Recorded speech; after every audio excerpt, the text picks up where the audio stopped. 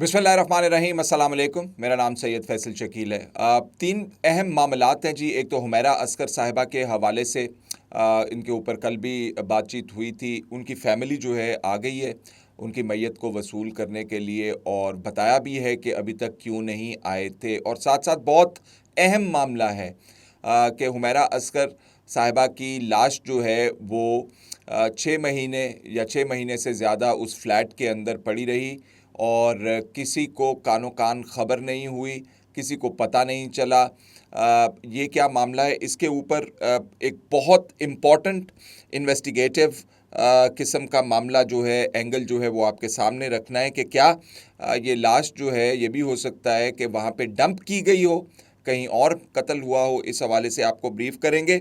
और साथ साथ बांग्लादेश, पाकिस्तान, चाइना और अब टर्की इस इत्तेहाद के अंदर शामिल होता जा रहा है, जिसे मोदी सरकार जो है बहुत ही खौफ से देख रही है, बहुत ही फियर और सस्पिशन से इसको जांच रही है कि ये खिते के अंदर क्या तब्दीलियां आ रही हैं। उस हवाले से आपको अपडेट करेंगे। और अफसोसनाक खबर तीसरी जो बलूचिस्तान के हवाले से है, 9 जो काम करने वाले मज़दूर हैं उनको जोब का शायद बताया जा रहा है कि वहाँ से उतार के उनको कत्ल किया गया और उनकी मैयतें जो हैं वो पंजाब में वापस आना शुरू हो गई हैं। ये किस किस्म की कार्रवाई है, क्या किया जा रहा है, इस हवाले से भी गुफ्तगू करेंगे। तो हुमैरा अस्कर साहिबा के हवाले से पहले ये जलीला हैदर साहिबा हैं और ये क्रिमिनल लॉयर हैं। और इन जो क्रिमिनल लॉयर्स होते हैं जी, मैं आपको बता दूं, उनकी मर्डर केसेस के अंदर बहुत गहरी नज़र होती है। सैकड़ों के करीब उन्होंने केसेस किए होते हैं और हर एक के अंदर उन्हें मुनफरिद एंगल्स फोरेंसिक के हवाले से, तफ्तीश के हवाले से, ऑटोप्सी के हवाले से मालूम होते हैं। तो उन्होंने ये कहा है कि एक तो बहुत दिल दुखाने वाला मामला है और इसमें फोरेंसिक इन्वेस्टिगेशन का जो पर्सपेक्टिव है उस हवाले से बात करते हुए उन्होंने कहा है कि कराची जो है उसका जो मौसम है सख्त गर्म और ह्यूमिड होता है, जिसमें नमी होती है, और इसमें बहुत अनलाइकली है that body could remain in a flat for 6 months without anyone noticing. तो इस मौसम में ये बिल्कुल नामुमकिन सी, वो कहती हैं कि मुझे बात लगती है कि फ़्लैट के अंदर जहाँ पे दूसरे फ्लैट्स मौजूद हैं वहाँ पे एक बॉडी जो है वो डीकम्पोज होती रहे, गलती रहे, सड़ती रहे और किसी को कानो कान खबर ना हो। और उसमें उन्होंने कहा है कि ये जो अमल है इस तरह का बॉडी का डीके होने का, उससे बॉडी के हवाले से बहुत ज़्यादा शदीद ताफ़ुन होता है और 2 हफ़्ते बाद, 3 हफ़्ते बाद तकरीबन ये गलना सड़ना शदीद तौर पर शुरू हो जाता है, जिसके अंदर से बॉडी में से गैसेस भी निकलती हैं। और उनके कहने के मुताबिक ये कोई उनका वार्म मॉइस्ट कंडीशंस की वजह से उन्होंने कहा कि ये ज़्यादा जल्दी काम शुरू हो जाता है और इसकी स्मेल और ऑर्डर जो है दूर दूर तक फैलती है। उन्होंने कहा कि सुमेरा की अगर बॉडी जो है वहाँ पे पड़ी हुई थी, it's difficult to understand how no one in the building, neighbour, staff और even nearby residents noticed anything, even a sealed room. ये इम्पॉर्टेंट पॉइंट है जी। वो कहती हैं कि अगर कमरा बंद भी हो ना जी, अगर सील्ड भी हो, जो डीकम्पोजिशन, गलने की बॉडी की जो स्मेल है वो ट्रैवल करती है या निकल जाती है कमरे में से, बंद कमरे में से, हवा के ज़रिए, जो रोशनदान है, जो खिड़कियां हैं उनके ज़रिए, इवन क्रैक्स के ज़रिए। अगर दीवारों के अंदर कोई क्रैक्स हैं, जैसे दरवाजे के नीचे क्रैक्स होते हैं, शायद जो हैं वो हवा के लिए कुछ ना कुछ स्पेस बची होती है, वहाँ से भी ये निकल जाती है। उसके अलावा उन्होंने कहा है कि ये प्लम्बिंग, यानी कि जो पाइप्स वगैरह के लिए सुराख वगैरह किए जाते हैं, उसमें से भी ये स्मेल ट्रैवल करती है और इसका पता चल जाता है कि यहाँ पे कुछ ना कुछ गड़बड़ है।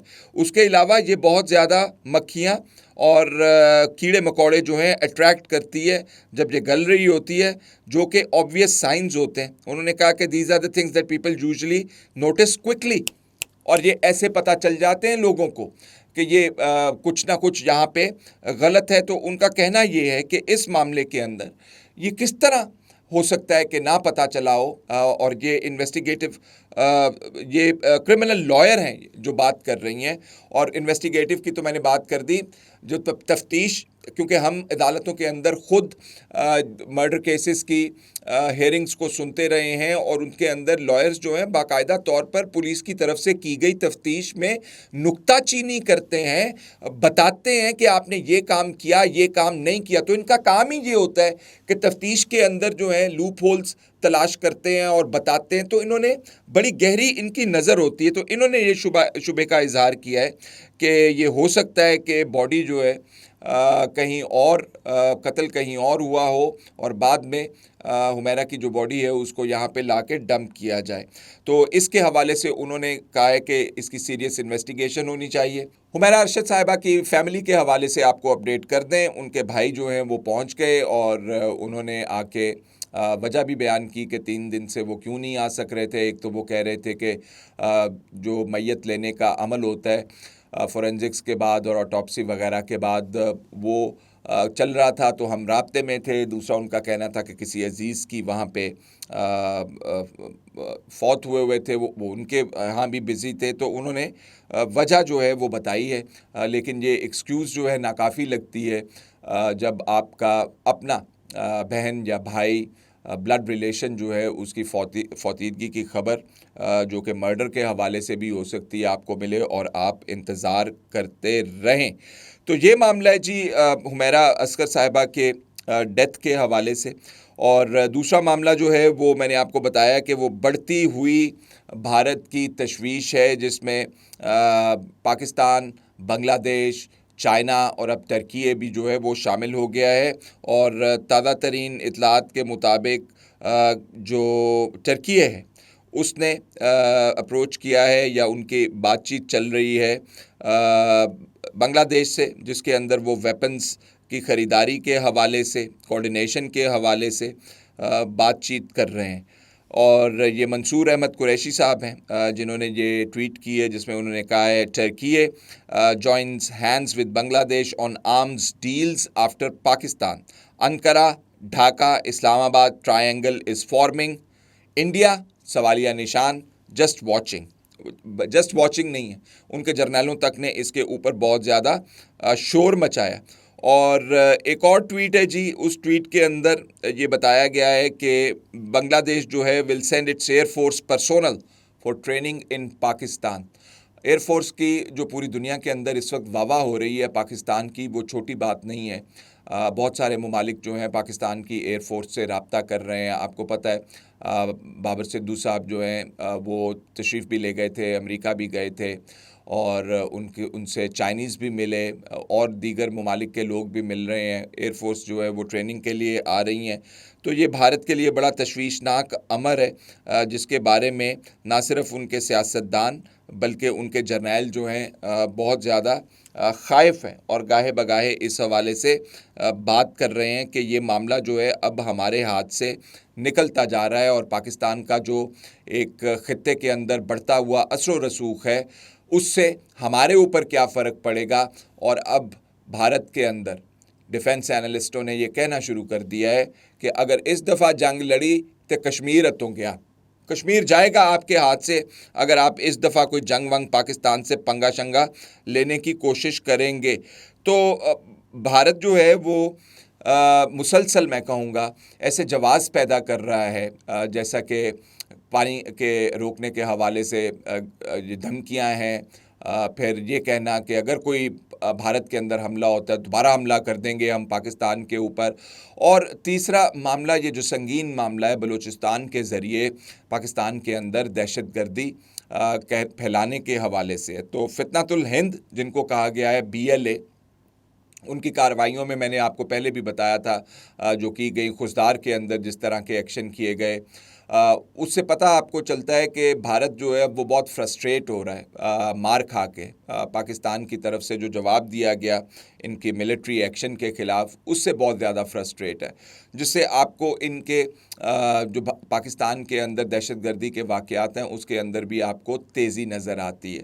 तो ये जो 9 मज़दूर थे इनका ताल्लुक़ पंजाब से बताया जा रहा है। 2 की लाशें जो हैं वो घर में मैयतें जो हैं जुस्दे खाकी जो हैं वो पहुंच गए हैं और इनको मैं तो कहूँगा कि ये शहीद हैं, क्योंकि इनको जो मारा गया है वो दूसरे मुल्क के एक दुश्मन कुव्वत ने पाकिस्तान के ख़िलाफ़ जो जंग जारी रखी हुई है उसके अंदर इनको शहीद किया गया है। तो इसमें एक तो पाकिस्तान को मेरा ख़्याल है कि अब शदीद ज़रूरत है, पहले से ज़्यादा फोकस है इसके ऊपर, लेकिन अब इंटरनेशनल फोरम्स के ऊपर लेकर जाकर रखें इस मामले को।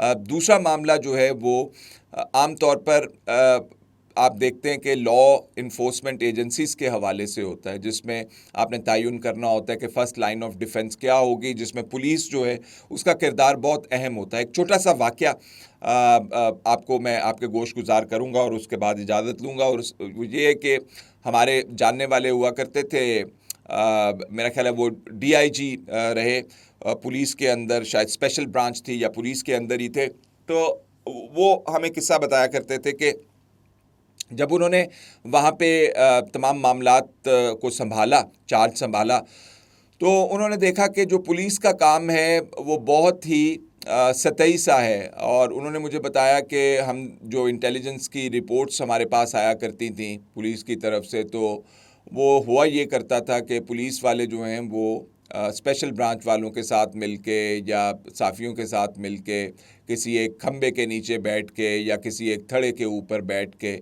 एक ही किस्म की खबर बना लिया, रिपोर्ट बना लिया करते थे इंटेलिजेंस की। आपको पता है ये रोज़ाना की बुनियाद के ऊपर इंटेलिजेंस रिपोर्ट्स बनती हैं, जिसमें स्पेशल ब्रांच होती है, जिसमें आईबी होती है, जिसमें इंटेलिजेंस एजेंसीज होती हैं, पुलिस का इंटेलिजेंस का निज़ाम होता है। तो वो ये रोज़ाना की बुनियाद पर बनती। तो वो हमें बता रहे थे कि ये बहुत सतही सा काम पुलिस वालों के हवाले से करते हैं और एक दूसरे से पूछ के लिख के तो ये आगे चला देते हैं, इनका ये काम होता है। तो इस हवाले से पुलिस के दूसरे ट्रेनिंग के मामलात, पुलिस के रिसोर्स के मामलात, इन्वेस्टिगेशन के मामलात वो बलूचिस्तान के अंदर अच्छे नहीं हैं, और दीगर मामलात भी हैं जिनमें बलूचिस्तान की प्रॉस्पेरिटी, बलूचिस्तान की इकॉनमी, बलूचिस्तान की तरक्की साथ जुड़ी हुई है।